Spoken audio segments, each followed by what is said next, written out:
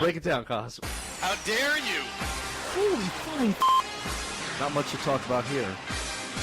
Would you not give your left nut to be a quarterback on that team? The Wheelhouse. Sunday NFL wrap-up with Bauer. That team is right now destined for the shit pile. And the sweet, nasty Chris It's Cause. a victory for my ego, baby. Welcome, everybody, to your Sunday night edition of the Wheelhouse here at wheelhouseradio.com. Thank you for tuning in. I am Bauer.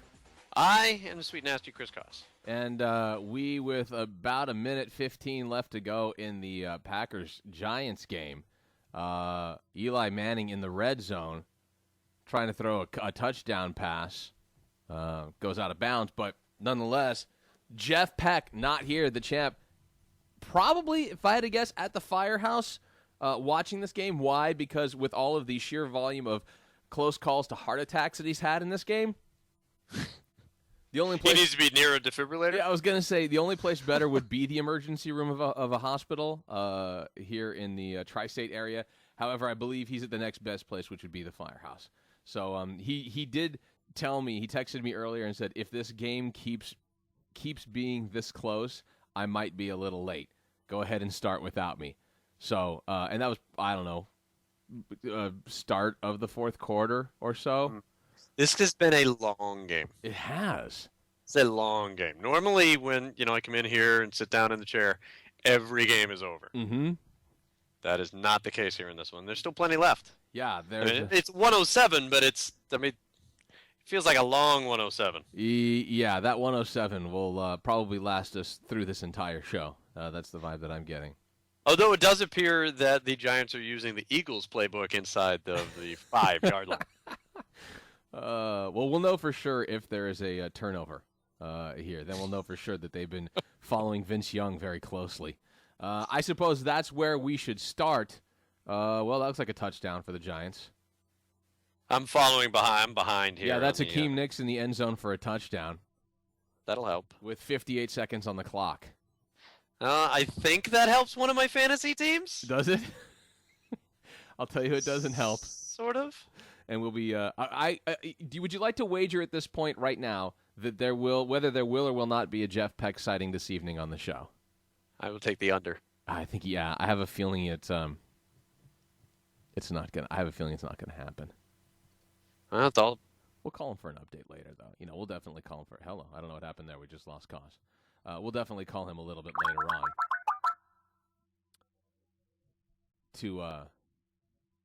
to see what his thoughts are on just such a game, because I'm sure that now that the touchdown is official and they're going for the 2-point conversion on top of it all, it is now a 35-33. 35. Is it 35? 2-point conversion attempt is good. It is good.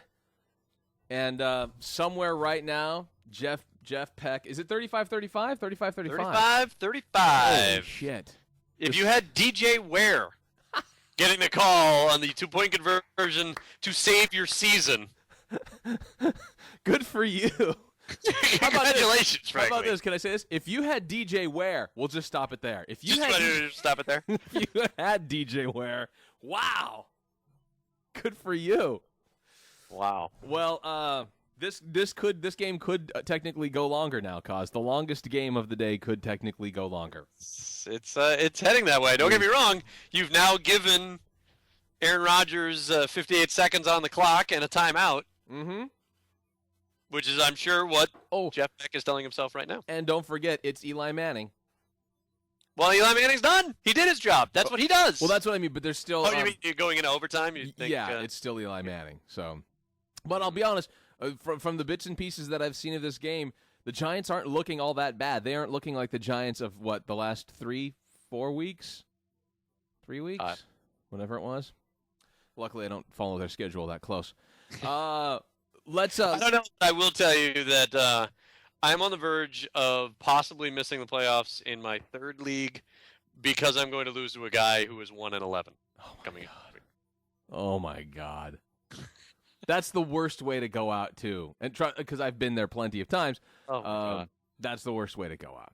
It really is. It'll basically come down to Jimmy Graham needing a huge night versus Antonio Gates not doing much on Monday night. Oh. That's what I'll need. Well, let's start off with that Thursday night amazing football game in Seattle, the Skittle Bowl, as it is now dubbed. I just made that up.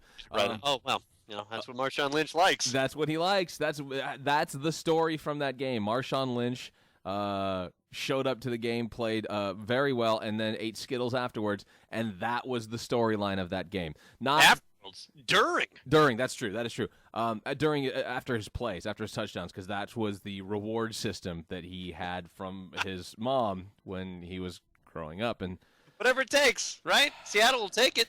Can you see why? If this show was a regular occurrence on a I would say syndicated level, if we were on Everyday Cause, I could see our parodies of Skittles commercials for everything that Marshawn Lynch does well. He has to have Skittles now. He gets Skittles from this point forward. Or I think my favorite part of the Skittle Bowl Marshawn Lynch relationship. Yes.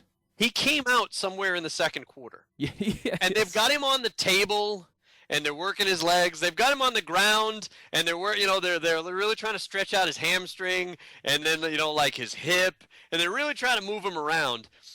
And Brad Nessler, does anybody else find him kind of a little old?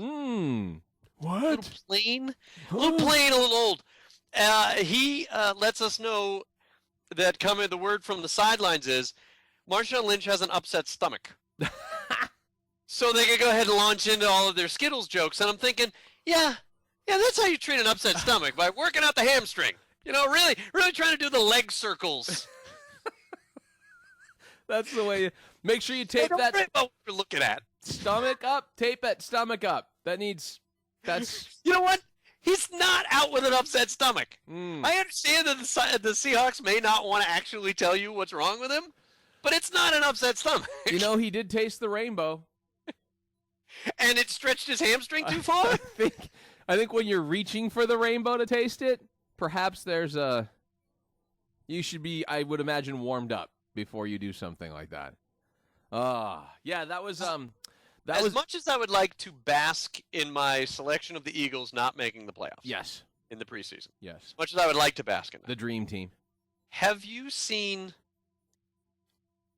a team with this much talent make the playoffs last year, come back with, in theory, a better team on paper, and completely implode? They have shit the bed like nobody's business. And Deshaun Jackson not running routes and sitting in isolation, and then the cover-up would be like, no, what? There's no problem. Again, as if I'm not watching anything on television. This is like a visual medium, right? You know that we see video. Right. It's almost like they've hired some of the Republican strategists that seem to remember we have videotape. It all goes back to, for those of you who are familiar with, it all goes back to a Monty Python movie where the two knights are fighting. One lops off one guy's arm because I just cut off your arm. No, you didn't. Yes, I did. No, you didn't. Yes, I did.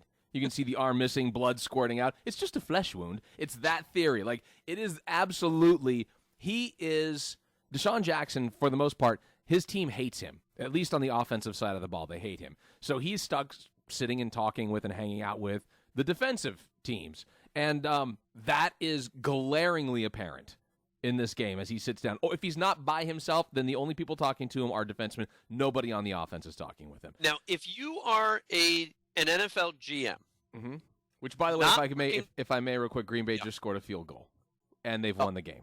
And they've won the game. Yeah. So Jeff Pex can release his butthole. Perhaps. We'll see. I'm not altogether positive of that, but perhaps. His butthole may actually be shifting gears. Welded. It might be welded shut right now. Say you're an NFL GM, not working for the Redskins. All right. Would you sign Deshaun Jackson? It's really, because there's no way the Eagles can, right? You can't. No, there's no way. No, you can't bring him back next year, No. regardless. I mean, he did the holdout for more money, and so he'll be the free agent at the end of the year. Like, there's no way if you're the Eagles you can bring him back next year, right? No, you can't. And here's the thing that I think is the most interesting about it, because I think you've got, frankly, a very young and a very talented receiver in Deshaun Jackson, and I think that was apparent over the last couple of seasons. So that's great. But when I think in a league and in a sport, and for that matter, in a country where the "what have you done for me lately" is the last thing we all remember, this does not look good for him.